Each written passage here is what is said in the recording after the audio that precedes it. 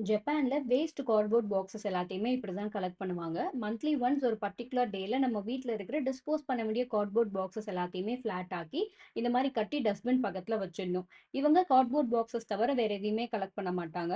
ஒவ்வொரு type of waste ஒவ்வொரு நாள்ல கலெக்ட் பண்ணுவாங்க. ஸோ இது ஜஸ்ட் லைக் தட் அப்படியே தூக்கி போடாம இவ்ளோ ப்ராப்பரா அடுக்கி வைக்கிறாரு பார்த்தீங்களா? எந்த விஷயம் எடுத்தாலும் இப்படி ப்ராப்பரா பண்றதுக்கு நீங்க மோஸ்ட் ஆஃப் த பீப்பிள் இருக்காங்க.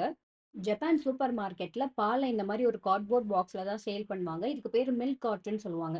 இந்த மில்க் கார்ட்டூன எப்படி டிஸ்போஸ் பண்ணணும்னு ஆல்ரெடி ஒரு வீடியோ ஷேர் பண்ணியிருந்தேன். இங்கேயுமே ஸ்டெப் பை ஸ்டெப் ப்ரொசீஜர் குடுத்துருக்காங்க. ஆனா நெறைய பேர் ஜப்பான்ல இருக்கிற நெறைய பேரே வந்து கமெண்ட்ஸ் பண்ணியிருந்தாங்க. ஓவரா உருட்டாத, இவ்ளோ ப்ரொசீஜர்லாம் பண்ணணுங்கிற அவசியம் கிடையாது. நான்லாம் இந்த மாரி ப்ரொசீஜர ஃபாலோ பண்ணதே இல்லையே ஜப்பான்ல இருக்கும்போது அப்படிங்கிற மாரி நெறைய கமெண்ட்ஸ் வந்திருந்தது. நான் அதுல சொன்ன ஒரே ஒரு விஷயம் மாத்தி சொன்னது என்ன அப்டின்னா, இந்த மவுத் போர்ஷன வந்து நான் பழைய வீடியோல கட் பண்ணி எடுத்து பிளாஸ்டிக்ல போடணும்னு சொல்லியிருந்தேன்.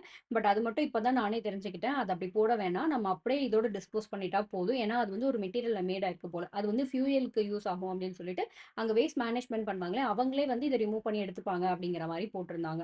ஸோ இது ஜாப்பனீஸ்ல இருக்கிறனால நான் 2 டைப் ஆஃப் மில்க் கார்ட்டன்ஸையோட டிரான்ஸ்லேட்டட் கன்டென்ட் இங்க காட்டியிருக்கேன். இதுலயே தெளிவா இருக்கு எப்படி இத டிஸ்போஸ் பண்ணணும்னு சொல்லிட்டு.